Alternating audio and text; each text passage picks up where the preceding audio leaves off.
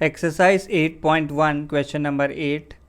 If 3 cot A is equal to 4, check whether 1 minus tan square A upon 1 plus tan square A is equal to cos square A minus sin square A or not.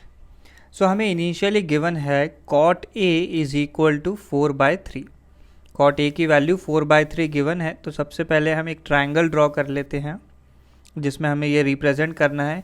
तो एक vertex ले ली ए, क्योंकि angle भी हमें ए given है और triangle हो गया A B C. So cot का अगर रेशो हम देखें तो कोई भी कॉट का रेशो जो है बेस अपॉन परपेंडिकुलर की फॉर्म में होता है, बेस अपॉन परपेंडिकुलर। सो यहाँ पे अगर हम एंगल ए के रिस्पेक्ट में अगर देखें तो इसके जो सामने वाली साइड है, जो ऑपोजिट साइड है, इसे हम परपेंडिकुलर करके रेफर करेंगे, और जो इसकी एडजेसेंट साइड है, एडजेसेंट साइड को हम बोलते हैं base. So base upon perpendicular, तो इस ट्रायंगल में एंगल ए के रिस्पेक्ट में बेस हो गया हमारे पास ए बी और परपेंडिकुलर हो गया बी सी, और यही कॉट ए की वैल्यू हमें गिवन है 4/3। तो A B upon B C is equal to 4/3। So ये रेशो की फॉर्म में गिवन है, तो ए बी की वैल्यू अगर हमें लिखनी हो तो हम लिखेंगे 4k और बी सी की वैल्यू हो जाएगी 3k। ए बी की वैल्यू आ गई, बी सी की वैल्यू आ गई। तो और अगर इस ट्रायंगल में हम पाइथागोरस थ्योरम अप्लाई करते हैं तो पाइथागोरस थ्योरम से ए सी की वैल्यू आ जाएगी। सो पाइथागोरस थ्योरम से बनता है हाइपोटेन्यूस का स्क्वायर, तो ए सी का स्क्वायर इज इक्वल टू, तो बाकी दोनों साइड का स्क्वायर का सम आएगा, so B C square plus A B square. So A C square is equal to, B C की वैल्यू 3k है तो यहाँ आ गया 3k का whole square, plus A B की वैल्यू 4k है तो ये बन गया 4k का होल स्क्वायर। सो यहाँ से हम ए सी का होल स्क्वायर लिख सकते हैं, तो 3k का होल स्क्वायर यानी 9k स्क्वायर प्लस 4k का होल स्क्वायर यानी 16k स्क्वायर। तो 9 प्लस 16 ये वैल्यू हो गई 25k स्क्वायर। तो यहाँ से हम ए सी का होल स्क्वायर लिख सकते हैं, 5 का स्क्वायर होता है तो ये हो गया 5k होल स्क्वायर। तो यहाँ से ए सी वैल्यू मिल गई हमें 5k। तो ये ए सी की वैल्यू मिल गई, यानी हाइपोटेन्यूस की वैल्यू मिल गई है। तो ट्रायंगल में इनपुट कर देते हैं ये सारी वैल्यूज़।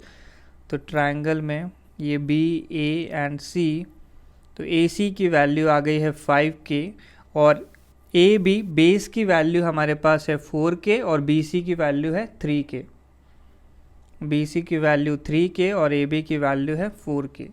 सो फर्स्ट पार्ट, या फिर लेफ्ट हैंड साइड की बात करें तो लेफ्ट हैंड साइड हमें गिवन है 1 माइनस tan स्क्वायर ए अपॉन 1 प्लस tan स्क्वायर ए। तो ये वैल्यू हमें कैलकुलेट करनी है।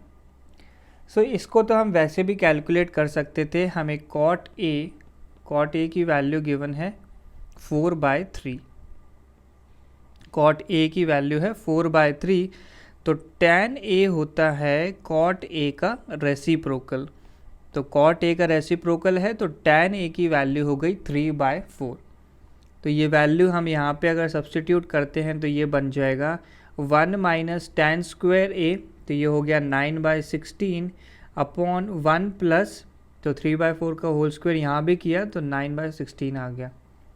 अब 1 माइनस 9/16, तो एलसीएम लेने पे बनेगा 16 माइनस 9, तो ये वैल्यू हो जाएगी 7/16, और डिनोमिनेटर में बनेगा 16 प्लस 9, तो ये वैल्यू हो गई 25/16।